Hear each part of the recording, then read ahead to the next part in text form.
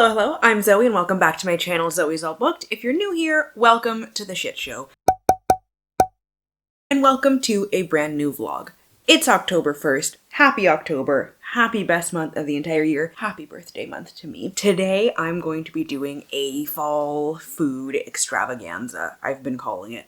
I'm making very fall foods and we're just gonna have a great time with it. And I'm also going to be doing book recommendations. Originally, my plan was to do a book recommendation for each food that I'm making. So like my apple pancakes, I was going to do like a sweet fall book. But then I realized I fucking suck at connecting books and recommendations like that. So I'm just going to recommend some of my favorite books that I like to read during the fall, but not like directly connected to the food that I'm making. If it happens, it's on accident. Fantastic. Zach agrees. That's a good plan. I just finished editing my video that's going up today, my whole TBR, all of my unread books. I'm going to do a thumbnail soon, but I'm going to go start on pancakes. I'm going to make apple pancakes with this apple compote, I think it is, on top with some bacon. And then I'm going to make my pumpkin drinks. If you saw my Dragonfall video, I perfected a pumpkin spice recipe that I found on Instagram. It's better than Starbucks. It's fantastic. I'm so excited. Let's do it. Mama!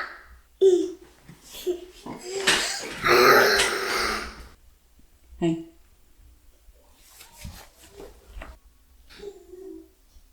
Hi. Okay, so pancakes are done. They turned out so well. I absolutely love this recipe. It just takes a lot of time and effort to make. So I usually like to stick to my regular vanilla and cinnamon pancakes, but the apple compote on top tier. And where did it go? The first recommendation I have is The Queen of Blood by Sarah Beth Durst. This is the first book in the Queens of Renthia series. I recommend the entire series, but the first one especially is so good. This is set in a world where everything has a spirit.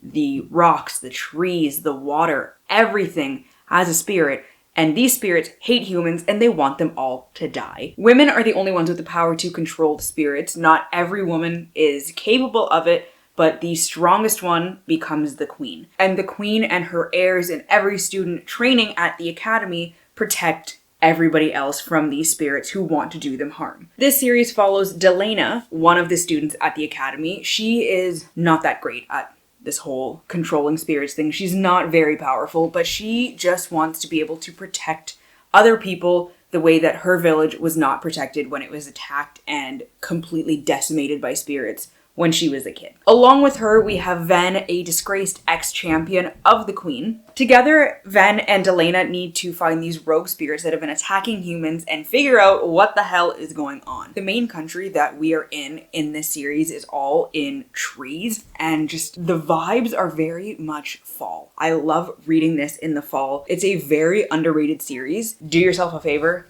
and pick this one up. I'm back and I've changed again. I did not pick a book. I'm gonna go grab one. Okay, I'm back again for real. And I grabbed my book. This time I did the pumpkin spice sauce. I typically like to put this in my chai.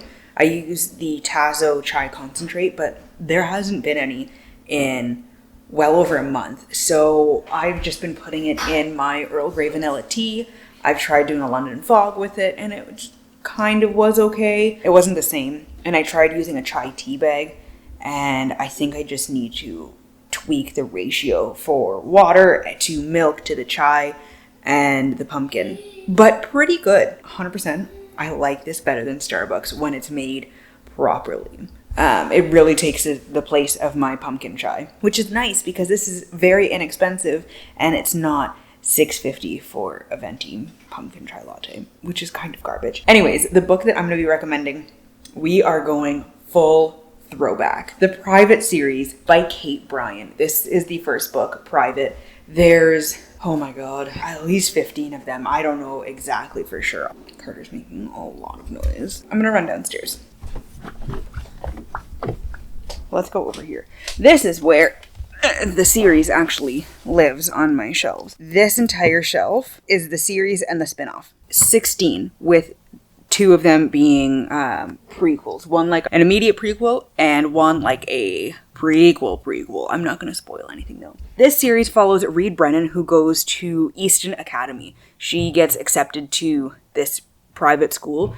And she goes there and meets some girls who live in the Billings building, it's called. Things are not all as they seem. I don't even know.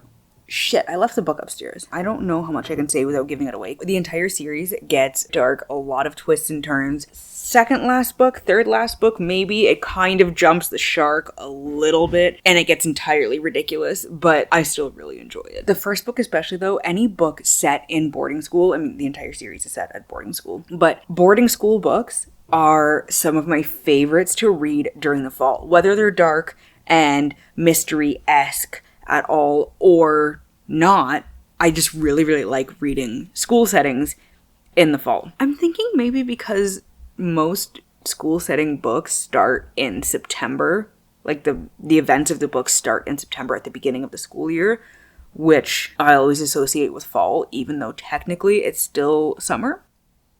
Either way, I absolutely recommend those books. They're older YA, and there's definitely some issues with them, but they are very, very entertaining. My sleepy boy. Oh, I love him. Next up, I'm gonna be making some semiches.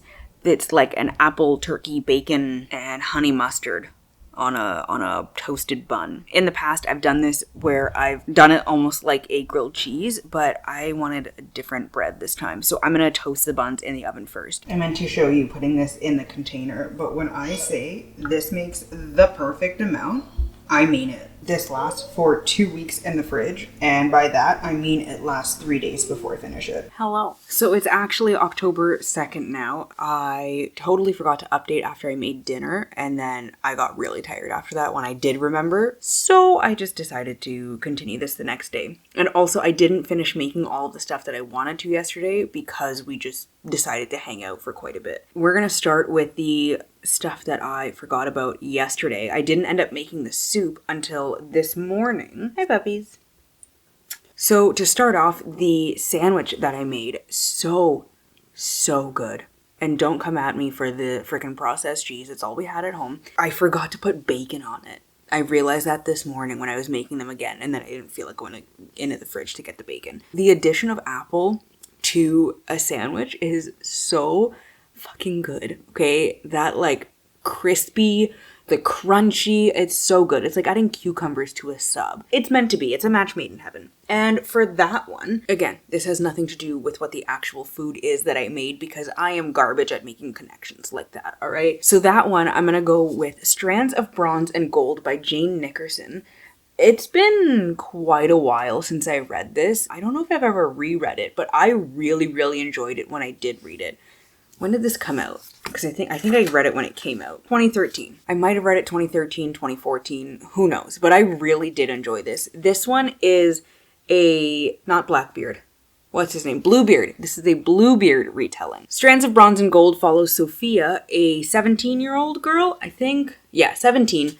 Her father dies and she receives an unexpected letter from her godfather. It's an invitation to go live at his house and she has literally nothing. So she's like, sure, why the fuck not? I'll go and stay with you. Sophie has always wanted a comfortable life, and she finds herself both attracted to and shocked by the charm that comes out of this man. Like, she's not prepared for this. However, she starts hearing whispers and starts piecing things together about his life in the past, and then she learns about all of his previous wives, all of them with the same bright red hair that Sophie has.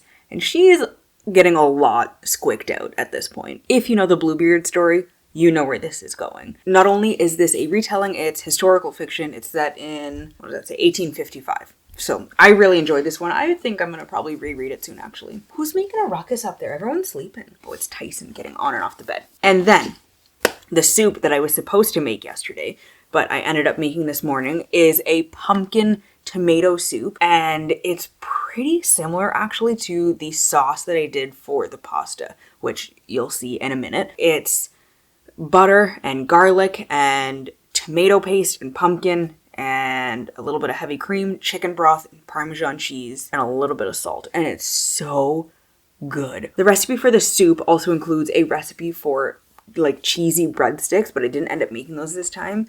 But I do usually just have it with garlic bread. But I feel like croutons would be really good in it, because I've found when I put crackers in it, they get soggy really, really quick, which is disgusting. My husband loves it. I don't trust him fundamentally as a human being anymore, but whatever, it's fine.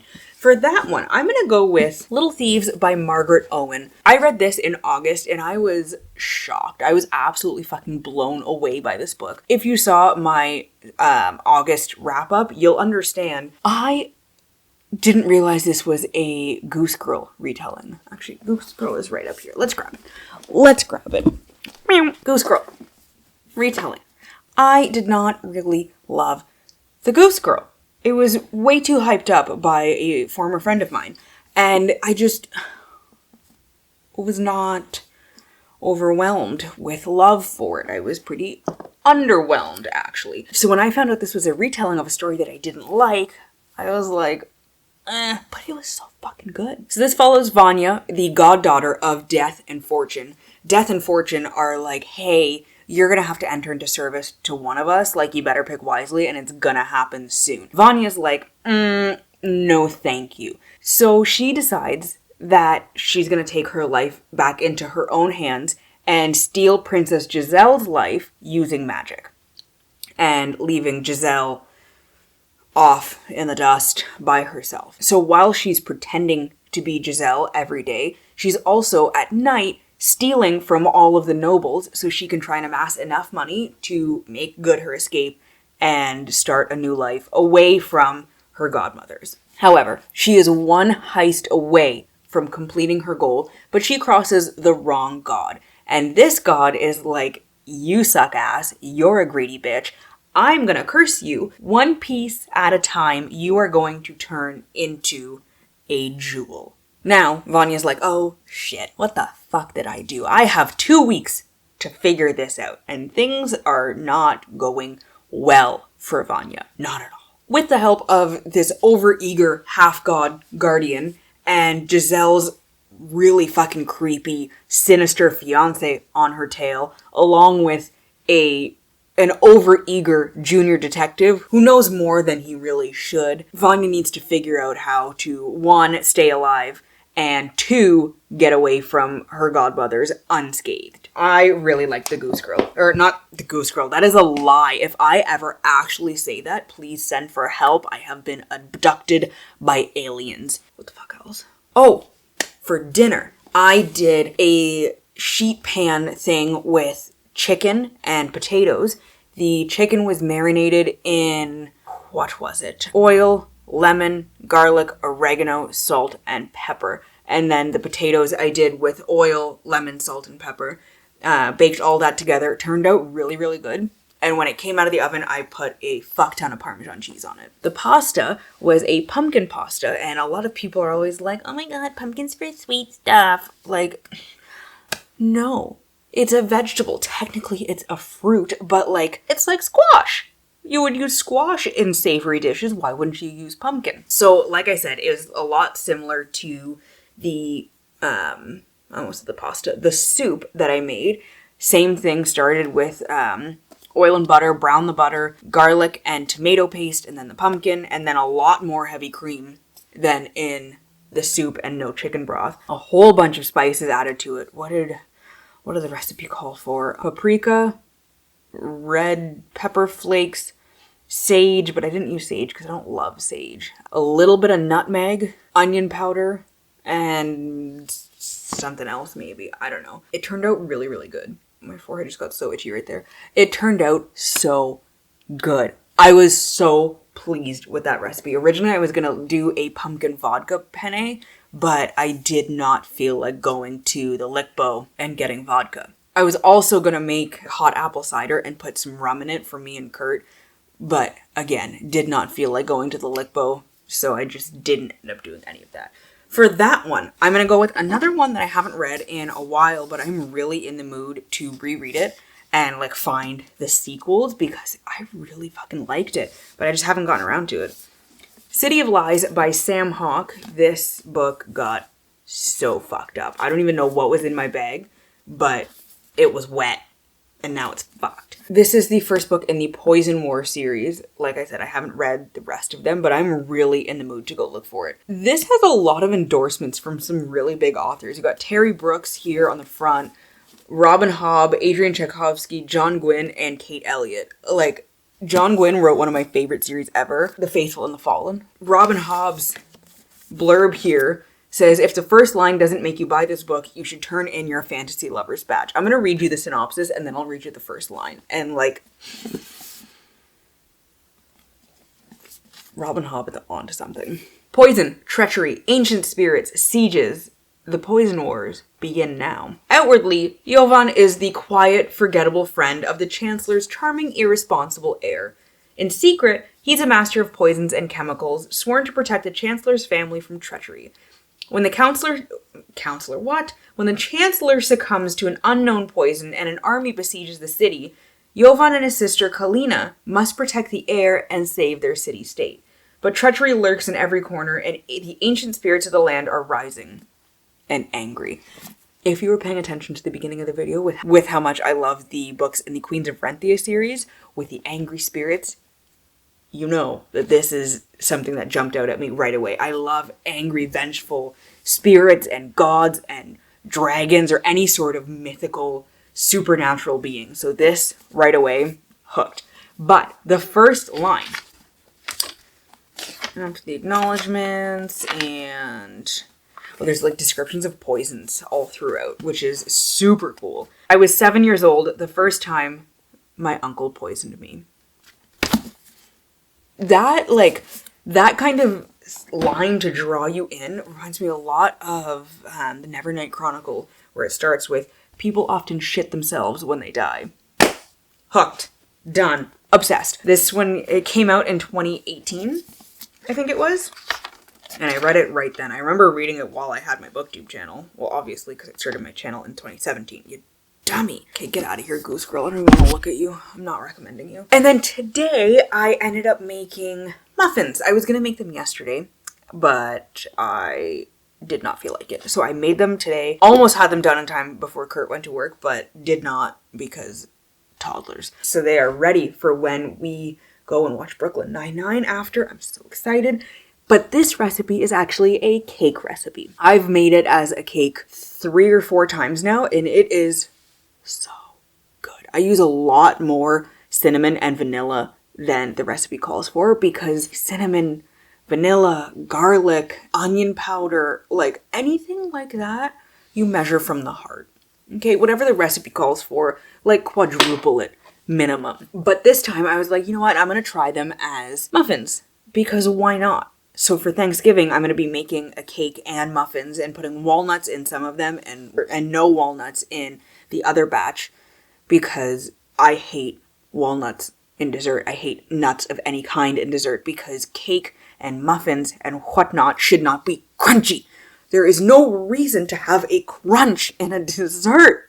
Like, oh! Anyways, I digress. So I tried them as muffins this time, and they turned out so good. So for this one, this is probably the only one that I actually really tried to make a connection here. I feel like years from now, I'm gonna say this was an old favorite. I've made this for years. I've loved it. The whole family loves it. I'm gonna go with one of my oldest fantasy favorites. I'm pretty sure this was the book that really, really got me into fantasy and got me to the point of having several large bookshelves chock full of fantasy. Shout out to my Tia Maria for getting me this book when I was in grade 4. I was in grade 4. Sabriel by Garth Nix. This is the first book in the Old Kingdom series. It was a trilogy, but a lot more books have come out that I have not read, and I need to. Tiny little Zoe, barely any shorter than I am right now at, 3 weeks away from 30 years old, picked up this book, and it changed her life for fucking ever. Like, I was a big reader before then. I am pretty sure I came out of the womb reading. I don't remember a time where I didn't have at least one bookshelf in my room stuffed full of books. This one, though, really got me into fantasy. So this follows Sabriel, the title character, who has to go into the Old Kingdom to find her dad. He's the Abhorsen, a necromancer, and he is nowhere in the Old Kingdom. He's in the land of the dead. She has to take her place in the family business so she can learn this craft and save her dad from the land of the dead. I reread this, I think, last year, and before then it had been a while, but I need to turn this into a yearly reread, and I really need to get to the other books in the series. Truly a classic, like that fucking cinnamon apple cake. My God, it's good. So dense, so moist. It's delicious. It's so good. But yeah, that's it for now, because I didn't actually end up making any of the other recipes that I wanted to do. I was going to do like an apple bruschetta and my apple cider and something else. Oh, the pumpkin chai, but there's still no chai, but I already talked to you about that. So we're just going to end this off here. Let me know down below in the comments what some of your favorite books to read during the fall are. Any fall favorite baking recipes or just like cooking in general. Let me know if you want me to keep sharing recipes and talking about the kind of food stuff that I am making. This is like a big part of my life that I don't really share on the channel. And I know I can make whatever I want, but like, would you actually watch it? That's the real question. Or if that's just too much or you don't have a lot of time, drop some hearts down below, preferably purple ones because that's my favorite color. As always, to stay updated with my current reads and how I'm feeling about them, and if I end up rereading any of these favorites in the near future, itchy nose, you can follow me on Instagram, Twitter, Goodreads, TikTok, and Storygraph, and I refuse to call it X. It's always going to be Twitter. There's no changing that. All at Zoe's All Booked, which I will leave linked down below in the description box. Thank you all so much for watching. If you like this video, please give it a thumbs up, subscribe, and share the video so everyone else can join in on the madness, the chaos, the shit show. With that, we've come to the very end of the video. I hope you all have a wonderful day and get at least a little bit of uninterrupted reading time. I love you, awesome nerds, and I will see you in the next one.